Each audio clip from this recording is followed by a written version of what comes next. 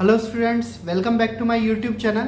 तो अब हम आ चुके हैं इस टॉपिक के ऊपर जिसे हम कहते हैं लाइट इंडिपेंडेंट रिएक्शन। ठीक है, तो लाइट इंडिपेंडेंट रिएक्शन क्यों कहते हैं, हम सबसे पहले हम जानते हैं इस टॉपिक को। लाइट इंडिपेंडेंट रिएक्शन इसके लिए कहते हैं क्योंकि इस टॉपिक में मतलब इस स्टेप में लाइट की ज़रूरत नहीं होती, इसके लिए हम इसे कहते हैं लाइट इंडिपेंडेंट रिएक्शन।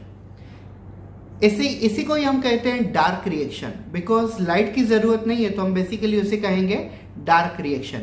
और ये कहां पे होता है? So light independent reaction is a second phase of photosynthesis which is also known as a dark reaction because there is no need of a light at all. That's why it is called light independent reaction or dark reaction. Where does it happen? Light independent reaction takes place inside the chloroplast, you can say inside the stroma of chloroplast or thylakoid of chloroplast.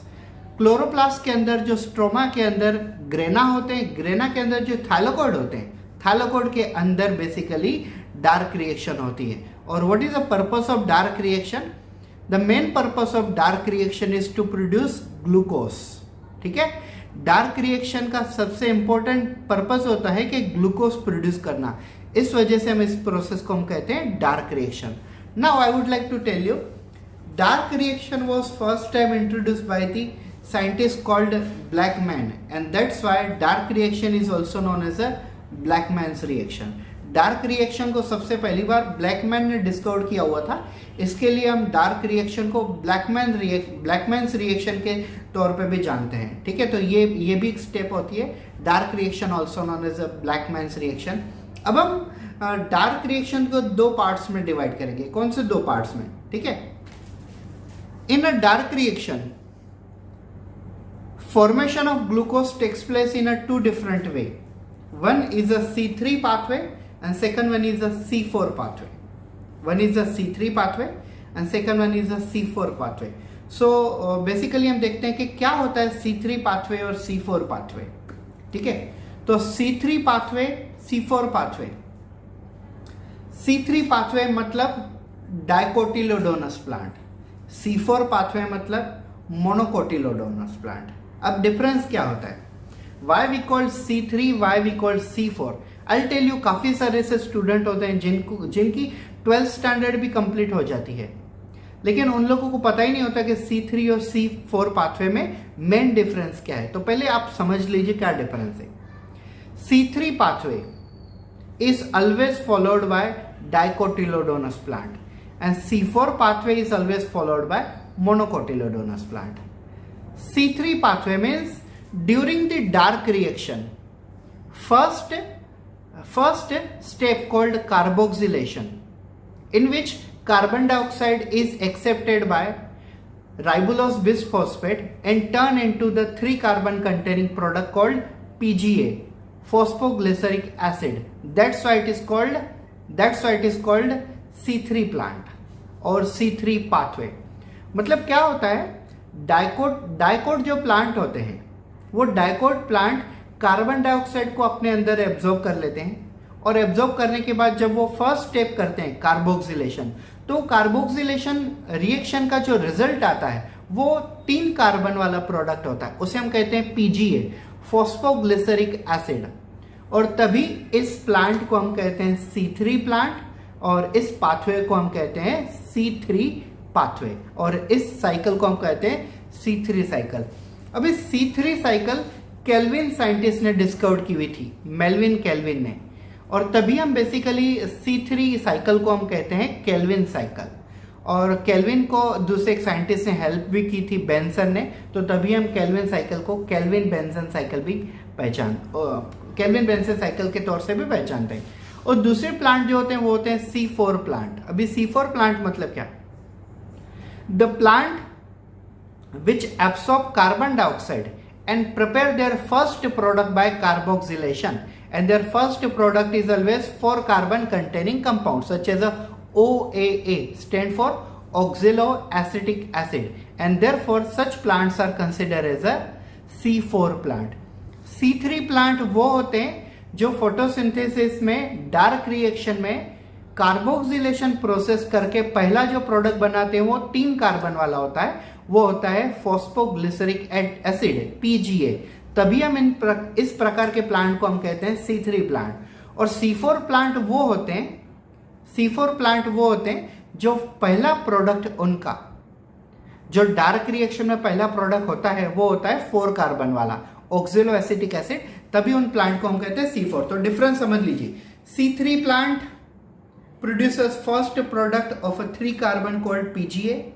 C4 plant produces first product of a 4 carbon containing called oxaloacetic acid. This is C3 because first product is 3 carbon. This is C4 because first product is 4 carbon. C means carbon. Second difference, C3 plant are always dicotyledonous plant and C4 plant are monocotyledonous plant. Monocotyledon jowar, bajra, wheat, rice, corn. Dicot plant sunflower, China rose, ठीक है, sunflower, China, groundnut, P, ऐसे जितने भी वो सब dicot, ज्यादातर dicot ही होते हैं, मोनोकोट कम होते हैं, ठीक है। सो C3 प्लांट क्या दिखाते हैं? C3 पाथवे दिखाते हैं। C4 प्लांट क्या दिखाते हैं? C4 पाथवे दिखाते हैं। C3 प्लांट को C3 पाथवे को हम केल्विन साइकिल भी कहते हैं। क्यों? क्योंकि C3 पाथवे केल्विन नाम के साइंटिस्ट ने स्टडी की हुई थी। और C4 पाथवे को हम क्या कहते हैं? HSK पाथवे, HSK पाथवे, क्योंकि ये 3 साइंटिस्टों ने मिलकर स्टडी किया हुआ था। उन साइंटिस्ट का नाम है H, Slack and Kortschak, H, Slack and Kortschak, that's why it is called HSK pathway. C3 pathway Calvin cycle because studied by Calvin. C4 pathway HSK pathway studied by Hatch, Slake and Korshak. That's why it is called HSK pathway. समझ में आ गई है? और जितने भी plant पहला product 3 carbon वाला बनाते हैं उन प्लांट को हम C3 कैटेगरी में इंक्लूड करते हैं, और जितने प्लांट पहला प्रोडक्ट 4 कार्बन वाला बनाते हैं उन सबको हम C4 कैटेगरी में इंक्लूड करते हैं। तो ये डिफरेंस है between the C3 and C4 plant. I hope आपको समझ गया होगा। डार्क रिएक्शन सबसे पहले ब्लैकमैन ने स्टडी की हुई थी, इसके लिए हम ब्लैकमैन रिएक्शन भी कहते हैं, लेकिन इसके अंदर 2 प्रकार आते हैं, C3 cycle and C4 cycle. C3 pathway, C4 pathway. C3 pathway studied by Kelvin, so called Kelvin reaction or Kelvin cycle. C4 pathway was studied by Hatch, Slake and Korshak, that's why it is called HSK pathway. So it is a difference between C3 and C4 pathway. Thank you so much. Hello everyone, welcome back to our YouTube channel Biology Exam Preparation with Nilesh Anandwani. आज हम जिस topic के बारे में बात करने वाले हैं वो है केल्विन साइकिल। जो फोटोसिंथेसिस चैप्टर हमारा चल रहा है उसमें से हम डिस्कस करने वाले हैं केल्विन साइकिल। तो मैंने अभी आपको बताया light independent reaction in which there is no need of a direct light, and this pathway light independent reaction was studied by the you can say Blackman, and this Blackman scientist is the honorable and creditable person for the dark reaction, which is a second phase of photosynthesis. Now this was further divided into 2 phases. One is a Kelvin cycle, second one is a you can say HSK pathway. अब हम देखते हैं Kelvin cycle क्या होता है। There was a one scientist called Melvin Kelvin. He performed an experiment on unicellular algae called chlorella, which is a green algae. और उन्होंने chlorella green algae के ऊपर एक्सपेरिमेंट किया। इन्होंने एक रेडियो एक्टिव आइसोटोप यूज किया हुआ था, C14, कार्बन 14 ट्रेसर मॉलिक्यूल, और उन्होंने प्रूफ किया कि एग्जैक्टली कार्बन डाइऑक्साइड का रोल क्या होता है फोटोसिंथेसिस में। केल्विन साइकिल, ये मेल्विन केल्विन ने स्टडी किया हुआ था, इसके लिए हम इसे केल्विन साइकिल कहते हैं। कभी कभी कुछ बुक्स में ऐसे भी लिखा होता है Calvin cycle also known as a Calvin Benson cycle, because एक साइंटिस्ट है बेंसन जिन्होंने केल्विन को हेल्प की थी रिएक्शन स्टडी करने में, और इसके लिए केल्विन साइकिल को केल्विन बेंसन साइकिल भी कहा जाता है कभी कभी। Calvin cycle is also known as the C3 cycle. Why it is C3 cycle? Because the first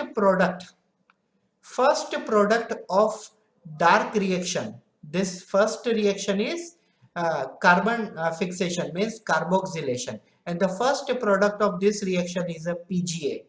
PGA means phosphoglyceric acid. It is a 3 carbon containing compound, therefore it is C3, C means carbon, 3 means 3 carbon containing compound.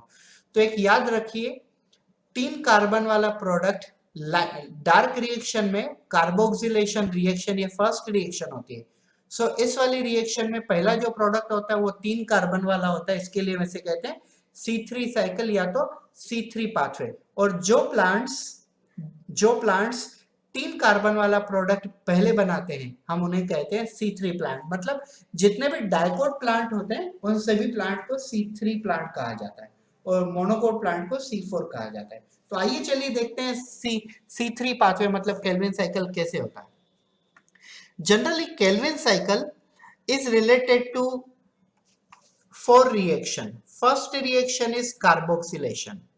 It means fixation of carbon dioxide, which produce first product, which is a PGA. And second reaction is a reduction, in which PGA get reduced. And third reaction is a synthesis. Synthesis of what? Carbohydrate. एक याद रखिए, हम जो chapter देख रहे हैं वो है फोटोसिंथेसिस, और फोटोसिंथेसिस चैप्टर का मेन पर्पस क्या होता है? Formation of carbohydrate.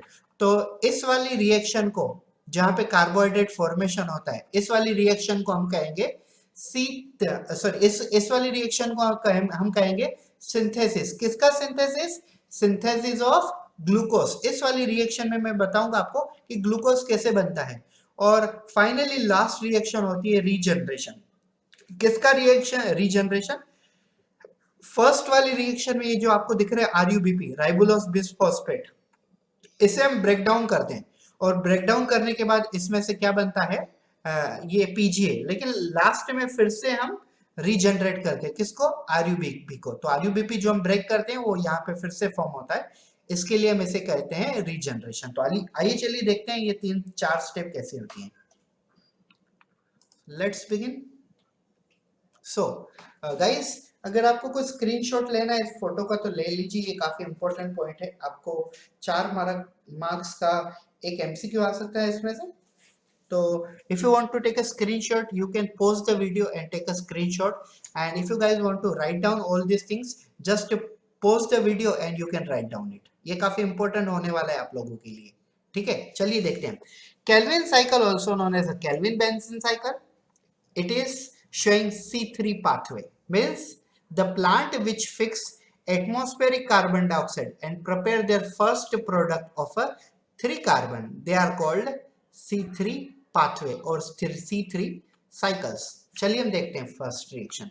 So Calvin cycle is showing 4 reaction, लेकिन यहाँ पे हमने ये जो रिएक्शन है थर्ड और फोर्थ वाली, इनको हमने एक ही रिएक्शन में रखा हुआ है, लेकिन उसे हम A और B में डिवाइड कर दिया। Doesn't matter. हमने पिछले वाले डायग्राम में देखा था यहाँ पे फॉर्मेशन है, तो यहाँ पे फॉर्मेशन की जगह पर सिंथेसिस है, और यहाँ पे क्या है? रीजनरेशन। तो यहाँ पे भी रीजनरेशन दिखाया हुआ है। चलिए देखते हैं हम कार्बोक्सिलेशन। ये फर्स्ट वाली रिएक्शन है, मैं स्टार्ट करता हूं, समझ लीजिए आप। Carboxylation is a first step of a Calvin cycle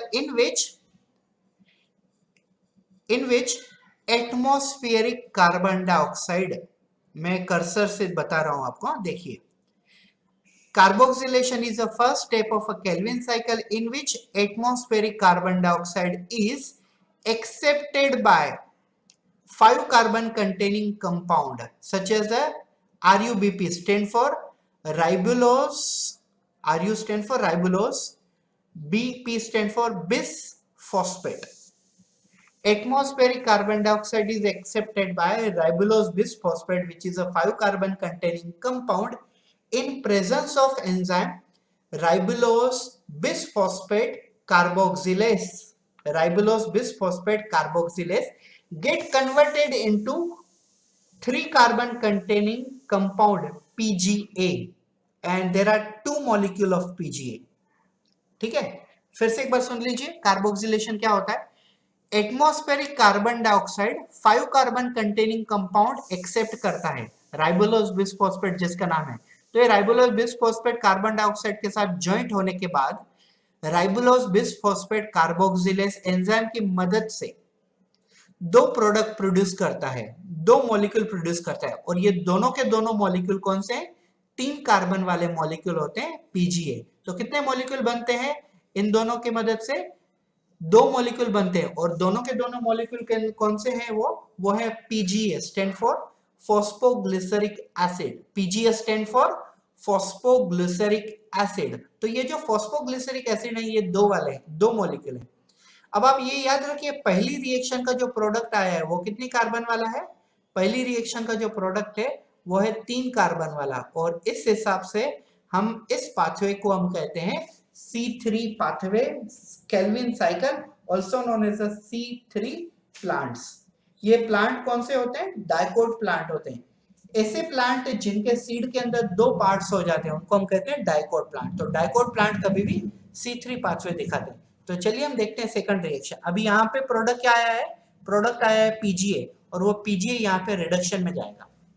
so reduction is the second step of a Calvin cycle in which phosphoglyceric acid, 3 carbon containing compound, in presence of enzyme phosphate isomerase get converted into PGAL. अब अगर आपको glycolysis याद होगा तो glycolysis में देखो PGAL आता है, मतलब 3 फॉस्फोग्लिसरिक एसिड या तो 3 फॉस्फोग्लिसरल्डिहाइड। ठीक है, तो ये है 3 फॉस्फोग्लिसरल्डिहाइड जो उसके रिवर्स जा सकता है किसमें? DHAP में, डाइहाइड्रोक्सी एसीटोन फॉस्फेट। और ये डाइहाइड्रोक्सी एसीटोन फॉस्फेट जो है वो उल्टा भी हो सकता है, फिर से रिवर्स जा सकता है 3 phosphoglyceraldehyde में। So reduction is the second step in which phosphoglyceric acid 3 carbon containing compound undergo reduction in presence of enzyme phosphate isomerase and get converted into 3 phosphoglyceraldehyde or DHAP। अब आपकी जानकारी के लिए मैं बता दूं 3 phosphoglyceraldehyde is a 3 carbon containing compound. Dihydroxyacetone phosphate is also 3 carbon containing compound. So this 3 carbon plus 3 carbon is equal to 6 carbon। और glucose का फॉर्मूला क्या होता है? C6H12O6। तो ग्लूकोज बन जाएगा ना इसमें से। ठीक है, तो ये देखिए सिंथेसिस, किसका सिंथेसिस? एक याद रखिए बात, पहले पढ़ लीजिए इस चीज को, माइंड में फिक्स कर लीजिए। सिंथेसिस मतलब किसका सिंथेसिस? ग्लूकोज का। हम जो चैप्टर पढ़ रहे हैं वो है फोटोसिंथेसिस, और फोटोसिंथेसिस चैप्टर का मेन पर्पस होता है सिंथेसिस ऑफ ग्लूकोज। तो अब हम क्या करने जा रहे हैं? अब हम करने जा रहे हैं सिंथेसिस ऑफ ग्लूकोज। तो ये है ग्लूकोज फॉर्मेशन। तो देखिए ग्लूकोज कैसे बनता है। For making a glucose we have a 2 different method. Glucose बनाने के लिए हमारे पास 2 अलग अलग तरीके हैं। पहला देखिए, for 1 glucose molecule we required 6 molecule of ribulose bisphosphate and 6 molecule of carbon dioxide. Glucose बनाने के लिए एक तो हमें 6 मॉलिक्यूल राइबोलोज बिसफॉस्फेट के लगेंगे और 6 मॉलिक्यूल कार्बन डाइऑक्साइड के लगेंगे। तो इससे क्या बन जाएगा? एक ग्लूकोज बन जाएगा। और एक तरीका है हमारे पास, 1 मॉलिक्यूल ऑफ PGL, आप देख रहे हो यहाँ पे PGL, and 1 molecule of DHAP। तो देखिए 3 मॉलिक्यूल अगर PGL के हम लें और 3 मॉलिक्यूल DHAP के हम लेते हैं तो इससे क्या बनता है? Fructose 1,6 diphosphate. और फ्रुक्टोज 1,6 डाइफॉस्फेट एक्चुअली जब आप ग्लाइकोलिसिस देखते हो तो ग्लाइकोलिसिस में हम ग्लूकोज को ब्रेक डाउन करते होते हैं ऊपर से लेके नीचे की तरफ। Glucose turn into the glucose 6 phosphate, glucose 6 phosphate turn into the fructose 6 phosphate, fructose 6 phosphate turn into PGL and DHA। ऐसे हम ऊपर से नीचे की तरफ ब्रेक करते हैं क्योंकि उस वक्त हमारा पर्पस होता है ग्लूकोज में से ATP बनाना, लेकिन यहाँ पे हमारा पर्पस क्या है? छोटे छोटे मॉलिक्यूल में से ग्लूकोज बनाना। तो ये देखिए PGL और DHAP में से क्या बनेगा? फ्रुक्टोज 1,6 डाइफॉस्फेट, और इसका कन्वर्जन फिर फ्रुक्टोज 1,6 डाइफॉस्फेट का कन्वर्जन किसमें हो जाएगा? फ्रुक्टोज 6 फॉस्फेट, और इसका कन्वर्जन ग्लूकोज 6 फॉस्फेट, और उससे डायरेक्टली क्या मिलेगा हमें? ग्लूकोज मॉलिक्यूल मिल जाएगा। तो इस प्रकार से हम ग्लूकोज बना सकते हैं। आप याद रखिए 1 molecule for the 1 molecule glucose we required 6 molecule of ribulose bisphosphate and 6 molecule of carbon dioxide। और दूसरा आप क्या याद रखोगे? 1 molecule of phosphoglyceraldehyde and 1 molecule of DHAP। अगर इन दोनों को मिलाते हो तो भी क्या बनेगा? एक ग्लूकोज मॉलिक्यूल बन जाएगा। तो ग्लूकोज मॉलिक्यूल सिंथेसिस के लिए 2 स्टेप हैं।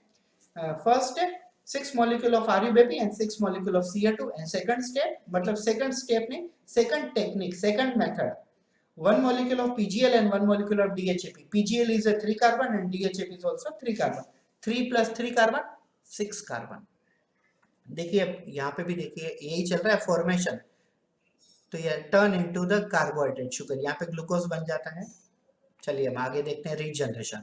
रीजनरेशन किसका करेंगे हम? इसका। आरयूबीपी को हमने पहले ब्रेक डाउन किया था ना, अब उसे फिर से फॉर्म करेंगे, regeneration. Out of 12 molecule 10 molecules are required for regeneration. 12 molecule में से हमें 10 मॉलिक्यूल तो आरयूबीपी को रीजनरेशन करने में ही लग जाएंगे। तो वो कैसे? 6 मॉलिक्यूल ऑफ आरयूएमपी, एमपी मतलब मोनोफॉस्फेट, और हमें क्या बनाना है? बिसफॉस्फेट बनाना है। 6 molecule of RUMP phosphorylated by ATP। अगर ATP का मतलब होता है एडिनोसाइन ट्राइफॉस्फेट, ये 3 फॉस्फेट वाला है। BP का मतलब होता है बायफॉस्फेट, ये 2 फॉस्फेट वाला है। MP का मतलब होता है मोनोफॉस्फेट। तो हमें मोनोफॉस्फेट का बिसफॉस्फेट में कन्वर्ट करना है, तो क्या करना पड़ेगा? एक फॉस्फेट ऐड करना पड़ेगा। तो वो एक फॉस्फेट कहां से हम ऐड करेंगे? ATP में से। तो ATP ट्राइफॉस्फेट है, उसका एक फॉस्फेट यहाँ पे दे देंगे, तो क्या हो जाएगा? मोनोफॉस्फेट का कन्वर्जन बिसफॉस्फेट में हो जाएगा। आई थिंक सो आपको समझ रहा है या नहीं? 6 molecule of RUMP phosphorylated by ATP।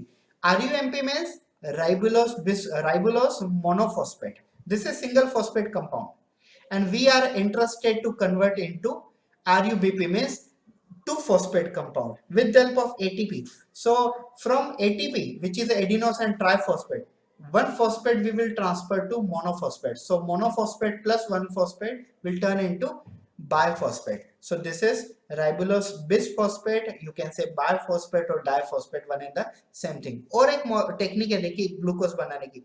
अगर आपने शायद, मुझे एग्जैक्टली याद नहीं, 2015 या तो 2016 का नीट का पेपर है, उसमें ये वाला क्वेश्चन पूछा गया था। For the synthesis of one glucose molecule what you required, तो ये वाला आंसर होता है उसमें। 12 molecule of NADPH2 and 18 ATP required for synthesis of one glucose। ये चीज याद रखिए, रट लीजिए अगर आप चाहो तो। 12 molecule of NADPH2 full form क्या होता है? Nicotinamide adenine dinucleotide phosphate hydrogenase. Hydrogen के पीछे जनेस एंजाइम लगानी है आपको, ठीक है? फुल फॉर्म लिख लो आप वीडियो को पॉज करके।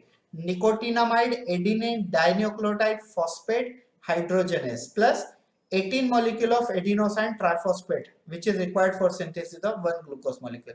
तो ये था हमारा टॉपिक केल्विन साइकिल, जिसे हमने केल्विन बेंजल साइकिल भी कहा, C3 पाथवे भी कहा और C3 प्लांट्स भी, ठीक है? C3 प्लांट वो प्लांट होते हैं जो पहला प्रोडक्ट 3 कार्बन वाला बनाते हैं, जिसे हम कहते हैं phosphoglyceric acid. So thank you so much guys for watching this video. Hello everyone, welcome back to my YouTube channel Biology Exam Preparation with Nilesh Anandwani। So, dear students, right now we are going to discuss about C4 pathway. After learning C3 pathway, we are going to discuss about C4 pathway, which is shown by the C4 plants। ठीक है? C4 pathway, C4 plants basically दिखाते हैं। C4 plants मतलब कौन सी plant? सभी monocot plant को हम C4 plant की कैटेगरी में मतलब कंसिडर करते हैं। और जैसे हमने देखा था C3 plant where dicot plant, same way C4 plant is a monocot plant. हमने ये भी देखा था C3 plant was preparing first product which was PGA, phosphoglyceric acid, which was 3 carbon. That's why it is called C3 pathway. But here you can see that first product of C4 pathway is a oxaloacetic acid, which is a 4 carbon containing। That's why it is they are called C4 pathway। ठीक है? ये तो actually thumbnail है हमारा, हम आगे discuss करेंगे ये सब चीजों को। C3 plant were called as a Kelvin cycle because it was studied by Melvin Kelvin, but C4 pathway is studied by HSK। मतलब C4 pathway को हम HS को क्यों कहते हैं? Because it was studied by 4 scientists। H stand for Hatch, S stand for Slake and K stand for Korshak। So HSK stand for Hatch, Slake and Korshak। So C4 pathway was first time studied by 3 scientists at a one time, Hatch, Slake and Korshak। That's why it is called HSK pathway। I hope so everyone understood that। Let's begin HSK pathway, C4 pathway in detail। So before moving towards the HSK pathway in detail, we have to learn about Crane's anatomy। ठीक है? हमें ये study करना पड़ता है कि cranes anatomy क्या होता है, फिर ही हम C4 पाथवे स्टडी कर सकते हैं। ऐसा क्यों, उसके पीछे का एक मैं रीजन बताता हूं आपको। जब भी हम C4 पाथवे स्टडी करते हैं तब हमें C4 प्लांट मतलब मोनोकोट प्लांट की लीफ की स्टडी करनी पड़ती है। और जब हम मोनोकोट प्लांट की लीफ के अंदर देखते हैं तो हमें इस प्रकार से कुछ अरेंजमेंट दिखता है। अभी ये क्या होता है मैं आपको समझाता हूँ, ठीक है। See what is mean by cranes. Cranes means necklace. Diamond का जो नेकलेस पहनते हैं हम उसे कहते हैं क्रेन्स। और anatomy means study of internal structure. तो नेकलेस में कैसे अलग अलग प्रकार के डायमंड होते हैं, कुछ डायमंड रेड कलर में होंगे, उसके बाद ब्लू कलर में होंगे, फिर ब्राउन कलर में, ठीक है। तो ऐसे डायमंड की अलग अलग अरेंजमेंट होती है। वैसे ही मोनोकोट प्लांट के लीफ में दो प्रकार के सेल्स होते हैं, एक होते हैं बंडल शीथ सेल और एक होते हैं मेसोफिल सेल। अभी इनकी अरेंजमेंट जैसी होती है, वो एक डायमंड डायमंड की जैसी अरेंजमेंट लगती है। ये देखिए आप, बंडल शीथ सेल ये ऑरेंज कलर में दिखाए हुए हैं और उसके आसपास ये जो ब्राउनिश कलर सेल दिखाए हुए हैं, हरे, थोड़े बहुत ग्रीन, थोड़े बहुत ब्राउनिश, तो ये वाले हैं मेसोफिल सेल। तो अगर इस प्रकार के लीफ को अगर हम इलेक्ट्रॉन माइक्रोस्कोप या तो नॉर्मल माइक्रोस्कोप में भी देखें जिसमें हमें ये सेल्स दिखाई दें, तो ऐसे ऐसे लगता है कि लीफ ने डायमंड की रिंग पहनी है, व्रीथ पहनी है। व्रीथ मतलब WREATH, व्रीथ मतलब रिंग। तो ऐसा लगता है कि लीफ के अंदर डायमंड की रिंग है। तो डायमंड की रिंग किस में होती है? नेकलेस में होती है। तो तभी necklace anatomy means cranes anatomy से कहा है। When we are learning about the C4 plant, at the beginning we have to learn about the crane's anatomy. What is actually crane's anatomy? Diamond like a arrangement of a bundle sheath cell and mesophyll cells inside the C4 plant leaf. It is called crane's anatomy. Arrangement of a bundle sheath cells and mesophyll cells in a diamond like a pattern in the C4 plant leaf. That's why it is called crane's anatomy. According to the terminology, Greek terminology, cranes means breathe, WREATH. Breathe means arrangement of a diamond. According to the Greek language, crane's anatomy means arrangement of a diamond. And here we are going to see this monocotyledonous leaf, and this monocotyledonous leaf is showing arrangement of a bundle sheath cell and mesophyll cell in a you can say diamond like arrangement. Monocotyledonous seeds are those seeds which are having no two parts, which is having only single part in the seed, like a corn, you can say rice, wheat, etc, etc.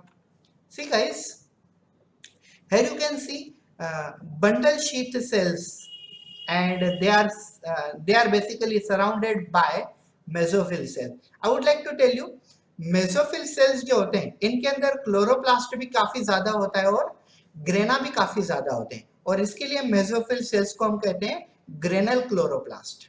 लेकिन ये जो bundle sheath sales हैं इनके अंदर chloroplast होता है लेकिन इनके अंदर ग्रेना नहीं होते हैं, और इसके लिए हम बंडल शीथ सेल्स को कहते हैं agranal chloroplast. Are you getting what I am saying? I am saying that these are the bundle sheath cell, as you can see, reddish to orangish color. These bundle sheath cells are having chloroplast, but they are not having grana at all, and they are basically surrounded by mesophyll cell, and mesophyll cells are having chloroplast as well as grana. So mesophyll cells को हम क्या कहते हैं? Granal chloroplast, और bundle sheath sales को हम कहते हैं अग्रेनल क्लोरोप्लास्ट, क्योंकि इनके अंदर ग्रेना नहीं होता है, सिर्फ क्लोरोप्लास्ट होता है, इसके लिए हम कहते हैं अग्रेनल क्लोरोप्लास्ट। तो आइए चलिए हम देखते हैं आगे। जब हमने C3 प्लांट स्टडी किया हुआ था तो हमने 4 रिएक्शन स्टडी की हुई थी, carboxylation, reduction, synthesis and regeneration. वैसे ही हम यहाँ पे C4 प्लांट में भी 4 रिएक्शन स्टडी करेंगे। तो उनमें से 2 रिएक्शन मेसोफिल में होगी और 2 रिएक्शन बंडल शीथ सेल्स में होगी। तो चलिए देखते हैं, हम स्टार्ट करते हैं।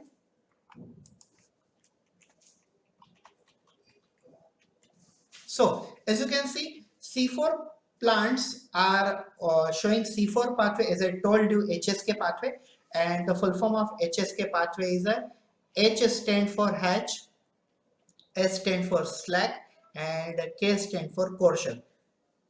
अभी इनके ऐसे भी नाम दिए हुए, MDH, CR slack and HP courser. Cranes anatomy हमने देख लिया, अब हम देखते हैं C4 pathway के reaction. There are 4 reactions. First 2 reaction takes place in mesophyll cell, means in granule chloroplast, like a carboxylation and reduction. And third and fourth reaction takes place in bundle sheath cell, which is considered as a part 2 reaction. Let's start with the part 1. Part 1 reaction takes place in mesophyll cells, where there is a too much chloroplast and too much grana is available, so called granule chloroplast in the Crane's anatomy. First reaction, carboxylation. Carboxylation is a first reaction which is also considered as a first CO2 fixation. आप देखिए यहाँ पे first CO2 fixation, तभी आप समझ जाओगे second fixation क्या होता है. So carboxylation is the first reaction of a HSK pathway in which atmospheric carbon dioxide is accepted by 3 carbon containing compounds such as phosphoenol pyruvic acid. In presence of enzyme phosphoenol pyruvic acid carboxylase get converted into 4 carbon containing compound oxaloacetic acid. As it is a 4 carbon containing compound, these plants are known as a C4 plant and this pathway is called C4 pathway or C4 cycle. ठीक है, जैसे हमने C3 plant में देखा था, क्या था उसमें difference? Atmospheric carbon dioxide is accepted by 5 carbon containing ribulose bisphosphate and turn into the PGA 3-phosphoglyceraldehyde, phosphoglyceric acid, and that's why it was called as a C3 plant. लेकिन यहाँ पे क्या है? एटमॉस्फेरिक कार्बन डाइऑक्साइड 3 कार्बन वाला compound phosphoenol pyruvic acid accept करता है और क्या बनता है उसमें से ऑक्सैलोएसिटिक एसिड बनता है 4 कार्बन वाला. तो ये पहला प्रोडक्ट जो है वो 4 कार्बन वाला है और इसके लिए हमने क्या देखा है? इसे हमने क्या कहा है? C4 plant, also C4 pathway. Second reaction, वहां पे भी C3 प्लांट में भी सेकंड रिएक्शन रिडक्शन ही थी. देखिए रिडक्शन इज अ